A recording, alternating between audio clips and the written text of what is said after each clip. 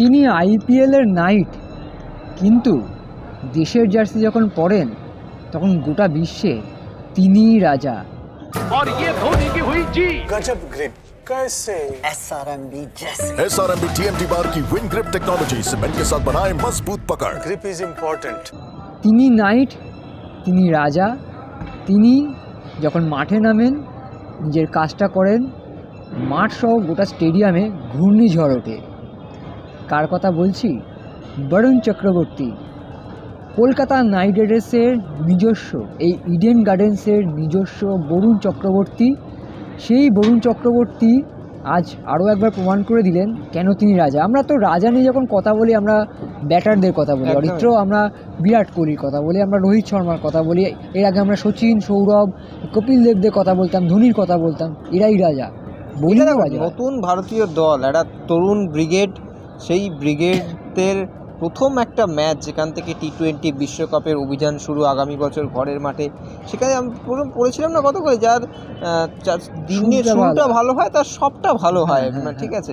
এটাও কিন্তু একটা দুর্দান্ত শুরু করলো ভারতীয় দল। এবং এই ম্যাচটা থেকে আমি বলবো পার্টিকুলারলি কলকাতা নাইট রাইডার্সের কিন্তু একটা বলা যেতে একটা ভালো দিক, ভালো সাইন। তার কারণ এই ম্যাচে যেরকম ইডেন গার্ডেন্সে বরুণ চক্রবর্তী ঘূর্ণিঝড় দিলেন, ওড়ালেন কার্যত, সেক্ষেত্রে এটা কেকেআরের একটা প্লাস পয়েন্ট। একদমই তাই। এবং তার সাথে যদি কথা বলা যায়, বরুণ চক্রবর্তীর রিসেন্ট যে ফর্ম, একের পর এক সিরিজে তিনি যেরকম পারফরমেন্স করে চলেছেন এবং আইপিএলও যেরকম ফর্মে ছিলেন, তারপরে যে দেশের জার্সিতে চান্স পাওয়া, তারপর প্রমাণ করা যে কেন তার এখন এক নম্বর হিসেবে স্থানটা পাওয়া উচিত এই স্পিন বোলিং সেকশনে, বিশেষ করে টি-20-তে।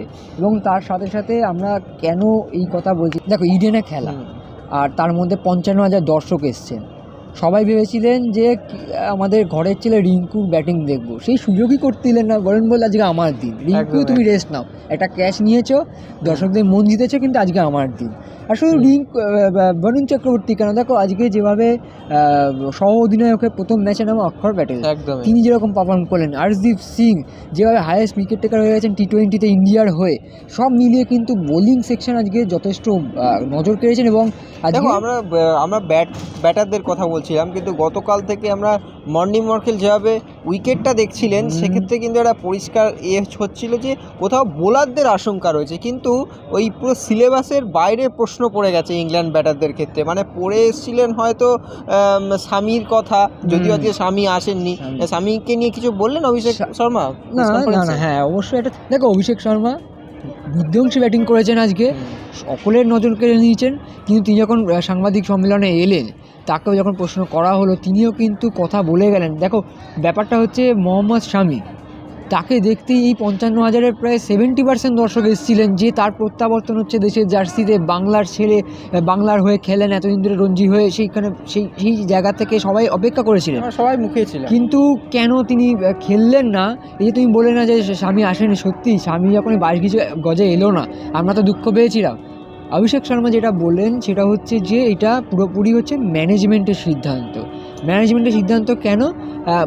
তিনি কিন্তু কোনো রকম বলেননি যে চোটের কারণে তিনি খেলতে পারেনি, লাস্ট মোমেন্টে চোট লেগে গেছে। যেটা মনে হয় আজকে আমি স্বামীর সকালবেলা ওর যে সোশ্যাল মিডিয়া হ্যান্ডেল, সেখানে দেখলাম একটা ভিডিও পোস্ট হয়েছে, সেটা তো আগের দিনে। কিন্তু আমি আজকে যখন এসে প্রায় 1-1.5 ঘন্টা আগে যখন ওরা অনুষ্ঠান করতে নামলো, তখন কিন্তু স্বামী কিছুক্ষণ গা ঘামিয়েছিলেন, বল করেছিলেন, তার পায়ে দুটো নিক্যাপ ছিল, সেটা দেখে অনেকে ভেবেছেন চোট সত্যি আছে কি না, বা 100% ফিট কি না, সেটা বিসিসিআই বলতে পারবেন, অফিসিয়াল তারা যদি বলেন। কিন্তু অভিষেক শর্মার কথা হচ্ছে যে টিম ম্যানেজমেন্ট যেটা ঠিক মনে করেছেন সেটা করেছেন।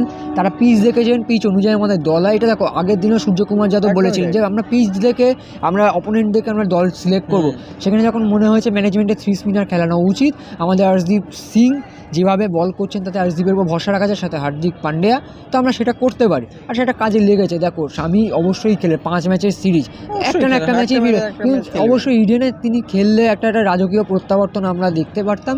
কিন্তু আজকের যদি বলা যায়, আজকের এই ভরা ইডেন গার্ডেন্সের নায়ক, রাজা, নাইট, যাই উপাধি দাও না কেন, সেটা রিঙ্কু সিং নন, সেটা মোহাম্মদ শামি নন। তিনি অভিষেক শর্মা হলেও হতে পারতেন, কিন্তু তিনি বরুণ চক্রবর্তী। কারণ ইডেন গার্ডেন্স মানে কলকাতা নাইট রাইডার্সের কিন্তু একটা অপরূপ ছোঁয়া থাকে, সেই নাইট ব্রিগেডের খেলোয়াড়ই কিন্তু গোটা ইডেনটাকে আজকে মাতিয়ে রাখলেন এবং বলা চলে যে বরুণের ঘূর্ণিতেই কিন্তু বাজিমাত হয়ে গেল। ওই যেমনটা বললাম না, সিলেবাসের বাইরে হ্যাঁ, প্রশ্ন হ্যাঁ, চলে হ্যাঁ, এসেছে, হ্যাঁ, একদমই ডিউ তাই। ফ্যাক্টর ছিল, প্রচুর শিশির পড়েছিল এবং আমরা গতকাল দেখলাম যে গোটা ইডেন গার্ডেন্সকে কার্যত ঢেকে দেওয়া হলো সাদা যে তিরপল দিয়ে, এবং বলা চলে যে সেটি আশঙ্কা করা হয়েছিল। কিন্তু যেখানে আমরা ভেবেছিলাম যে ফাস্ট বোলারদের একটা খুব অসুবিধার কারণ হতে চলেছে, হাই স্কোরিং উইকেট হবে, সেক্ষেত্রে প্রথম থেকেই গোটা খেলাটা পাল্টে দিলেন। আমরাও শুনছিলাম যে হাই স্কোরিং হতে পারে, আমরাও বলেছিলাম যে একটা হাই স্কোরিং ম্যাচ হতে পারে, যেরকম পিচ সম্পর্কে আমরা খবর পাচ্ছিলাম, এবং যেখানে দুটো দলেরই কোচ ক্যাপ্টেনরাও বলছে যে একটা হাই স্কোরিং ম্যাচ হতে পারে। এবং জস বাটলার, ইংল্যান্ড অধিনায়ক, তিনিও কিন্তু বলে গেলেন যে এই শুরুতে যে ফাম্বেলটা হয়ে গেল, স্পিনাররা এত ভালো বল করে দিলেন, আরশদীপ সিংয়ের একটা সুন্দর স্টার্টিং, সেখানে জস বাটলার তিনি খেলতে পেরেছেন, বাকি সতীর্থদের বোঝানোর চেষ্টা করেছেন কিন্তু পারেনি, এখানে প্রশংসা করতেই হবে। একদম। এবং সেই প্রশংসা নিয়ে যেটা বললাম যে বরুণ চক্রবর্তী কেকেআরের নাইট, আইপিএলের নাইট এবং ভারতের রাজা, গোটা বিশ্বের T20 ক্রিকেটের এখন স্টার। এবং সেই স্টারডাম নিয়েই কিন্তু ভারতীয় দল এবং গৌতম গম্ভীরের যেটা নানা চর্চা চলছিল, নানান সমালোচনা চলছিল, সেই সময়টা আরেকটু দরকার অবশ্যই, কারণ সেই সময়টাকে নিয়েই কিন্তু শুরু করলেন গৌতম গম্ভীর, এবং নতুন ছেলেদেরকে নিয়ে একটা ভালো শুরু বলা যেতে পারে। যদিও আজকে একটা হেসে খেলেই জয়, একদম হেসে খেলেই জয়, 5 ম্যাচের সিরিজ, যে কোনো সময় যে কোনো মুহূর্তে খেলা ঘুরে যেতে পারে। তবে ইডেন গার্ডেন্স থেকে কিন্তু জয় নিয়েই মাঠ ছাড়লো ভারতীয় দল। ইডেন গার্ডেন্স থেকে সমস্ত আপডেট নিয়ে আমি অরিত্র ছিলাম এবং আমার সহতীর্থ রৌনক বিদায় নিচ্ছে ইডেন গার্ডেন্স থেকে।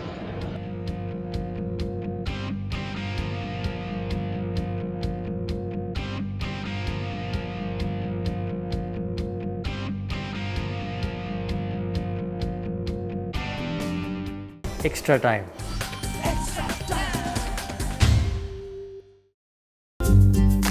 লেটেস্ট নিউজ আর এক্সক্লুসিভ ভিডিওর সঙ্গে আপডেট থাকতে এখনই সাবস্ক্রাইব করুন আমাদের ইউটিউব চ্যানেল। বেল আইকনে ক্লিক করতে ভুলবেন না যেন।